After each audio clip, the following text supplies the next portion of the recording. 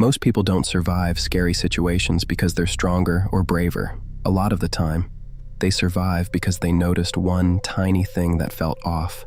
And the worst part is, if they had ignored it for even 10 more seconds, these stories probably would have ended very differently. These are 3 stories where one small detail may have saved someone's life. This happened to me last fall when I was living alone in a small apartment outside Columbus. Nothing fancy, just 1 bedroom, 3rd floor, narrow hallway, terrible lighting, and neighbors who mostly kept to themselves. I worked from home, so I used delivery apps way more than I should have. Groceries, coffee, random late-night snacks. Basically everything. One Friday, I placed a grocery order while I was still out picking up a prescription. I remember it was cold, windy, and starting to get dark even though it wasn't that late yet. Around 6:15 maybe. I got the notification while I was in line at the pharmacy, delivered.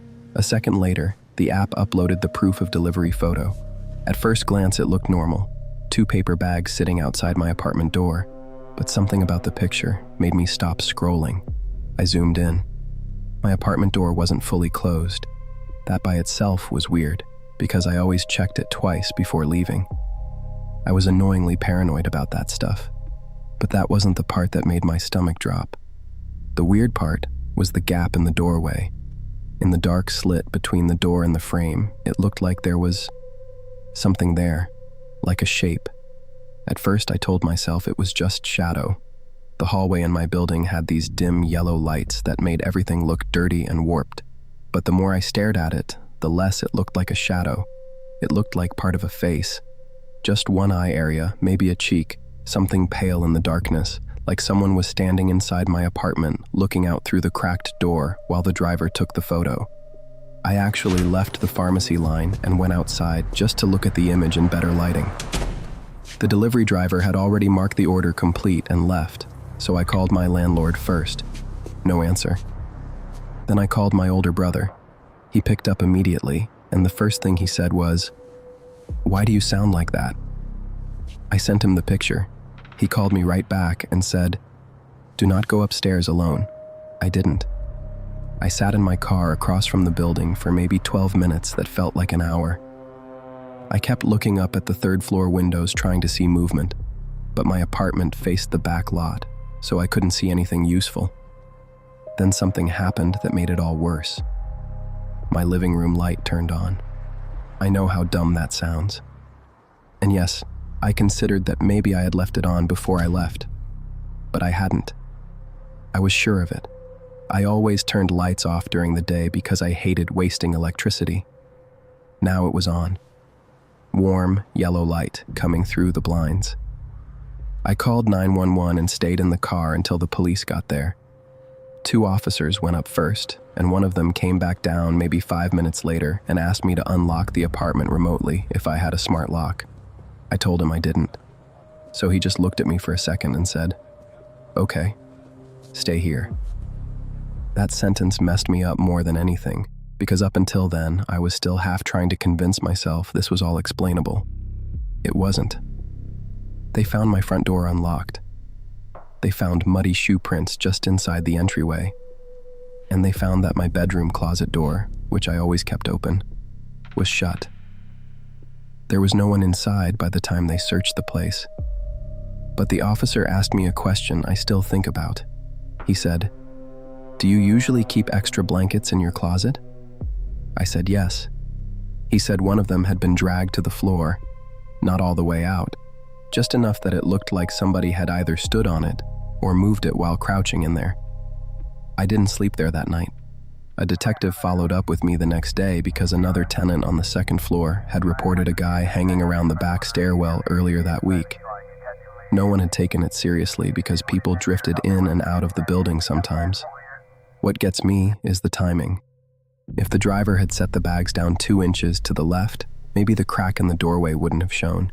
If I had glanced at the photo and ignored it, if I had just gone upstairs like normal, I honestly don't know what would have happened when I opened that door. But ever since then, I check every delivery photo, every single one. My friend Eli and I went camping 2 summers ago in northern Arizona. Not at an actual campsite either.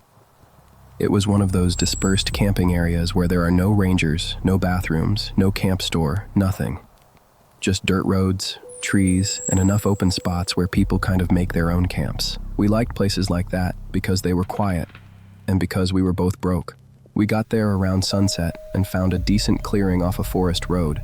There were no other tents in sight, but maybe one truck parked way down the road near another bend. We made food, built a fire, sat around talking, usual stuff. By midnight, the fire was low, and Eli had already gone inside the tent. I stayed out another 10 or 15 minutes because the sky was insanely clear, and I just wanted to sit there for a bit. That's when I heard the whistle.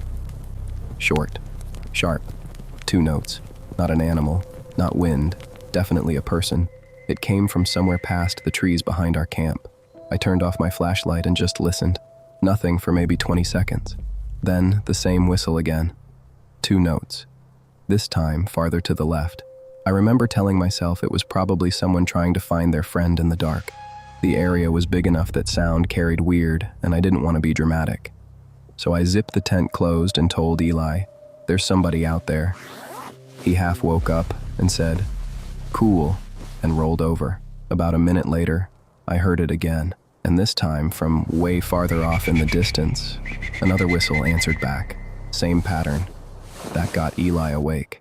We both sat there listening in complete silence while the woods made all those normal nighttime noises that suddenly don't feel normal anymore once you think somebody is out there watching you. Then I heard footsteps. Not running, not stumbling, just slow, deliberate steps over dirt and brush. They stopped. I checked my phone. No service. Eli whispered, "Maybe hunters?" I whispered back, "At 1 a.m? Neither of us said anything after that. Then our truck alarm went off. Just one honk, like somebody had brushed against it. Both of us jumped. My keys were inside the tent pocket next to me, so it wasn't accidental from us. Something had touched the truck. Eli started unzipping the tent to look out, and I grabbed his arm and stopped him. I don't know why, but every instinct in me said not to silhouette ourselves with a flashlight or open the tent unless we absolutely had to. We stayed still. A few seconds later came the sound that still freaks me out the most. Someone trying our truck doors. That soft metal pull, then another, left side, right side, back door, then silence. I quietly hit the panic button on my keys. The alarm exploded through the clearing, lights flashing, horn blaring, and immediately I heard crashing in the brush. Not one direction. Two different people running. We didn't sleep at all after that. The alarm had at least let whoever it was know we were awake, but neither of us wanted to leave the tent and start the truck in the dark. Once the sun came up, we packed in under 10 minutes and got out. Before we left, Eli walked over to the truck and crouched by the passenger side. There were fingerprints in the dust on the door handle, and right below the rear bumper, half hidden in the dirt, was an empty zip tie, a big one. On the drive out, we finally got signal and started looking up local warnings and campground posts. That's when Eli found people talking in a hiking forum about thieves in remote camping areas using whistles to communicate in the dark without yelling. One person even mentioned hearing 2 short whistles before finding boot prints around their trailer the next morning. Maybe that's all it was, people trying to steal gear or the truck or whatever they could grab. But they didn't break anything. They didn't smash a window. They came up quietly, checked the doors, and stayed just outside the tent long enough for us to know they were there. And that zip tie? Maybe it meant nothing, but I don't think it meant nothing. Because if that truck alarm hadn't gone off when it did, I honestly believe those guys would have gotten a lot closer before we even knew how many of them were out there. A few years back, I used to house sit for this older couple in my town whenever they visited their daughter. Their place was nice. Not huge, but bigger than mine, in one of those newer developments where all the houses looked almost the same. Clean sidewalks, trimmed bushes, quiet at night. I'd stayed there maybe 4 or 5 times before, and it was always easy money. Feed the dog, bring in packages, lock up, done. This one weekend, they were gone Friday through Sunday. The first night was normal. The second night wasn't. I was downstairs around 11:30 watching TV with the dog half asleep next to me. The spare bedroom upstairs faced the backyard, and no one ever used it. The door usually stayed shut. At some point, the dog lifted his head and stared toward the stairs. Not barking, just staring.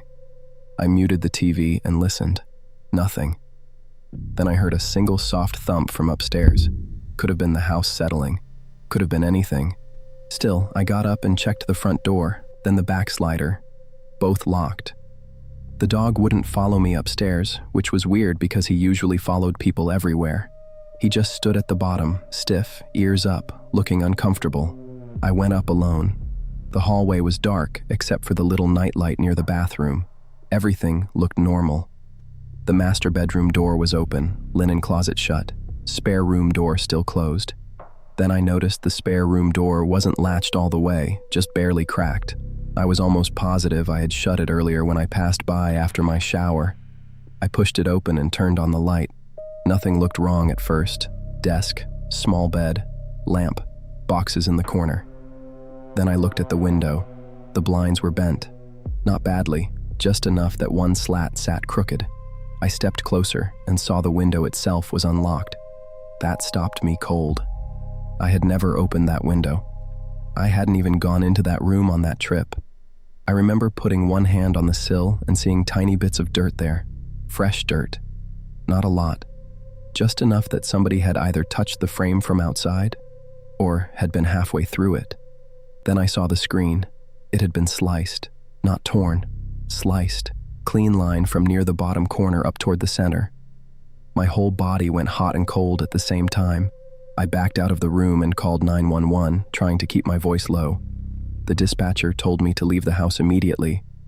I started backing down the hallway, and that's when I heard movement above me. Not behind me, above me. There was a pull-down attic hatch at the end of the upstairs hall, and I heard a weight shift up there, a subtle wood creak. Then another. I ran. Not even graceful, just full panic down the stairs, almost slipped, grabbed the dog by the collar and dragged him outside with me. I got into my car, locked it, and watched the house. Every upstairs light was still on. For about 3 minutes, nothing happened. Then the attic hatch in the upstairs hall slowly dropped open. I couldn't see inside from where I was parked. Just the dark rectangle and the folding ladder hanging partway down. No one came out while I was watching. Police arrived fast, maybe 6 or 7 minutes after my call. They cleared the house and found a backpack in the attic. Inside it were gloves, a flashlight, bottled water, and a small pry bar. No person, just the backpack, which meant he had either been there longer than I realized, or he got out some other way after hearing me on the phone. The officers found scuff marks near the side yard fence where someone had likely gone over. They thought he'd entered through the spare room window, heard me moving around downstairs, and hidden in the attic when he realized somebody was inside. I keep replaying the order of events. The dog staring at the stairs, the thump, the cracked spare room door, the unlocked window. If I had shrugged that off and gone back downstairs, if I had fallen asleep on that couch, I would have been in a house all night with someone above me, awake, waiting, and knowing exactly where I was. That thought has never really left me. And honestly, it changed the way I look at every small thing that feels off. Because sometimes it's not paranoia. Sometimes that weird little detail is the only warning you get. So yeah, those are 3 stories where the smallest detail ended up mattering the most. A delivery photo, a whistle in the dark, a spare room window that should have stayed locked. And that's kind of what makes stories like these stick with you. None of them start with something huge. It's always something tiny, something easy to ignore, until it isn't. If you've ever had a moment like that, where one weird little thing made you realize you were not safe, that's the kind of story people never forget.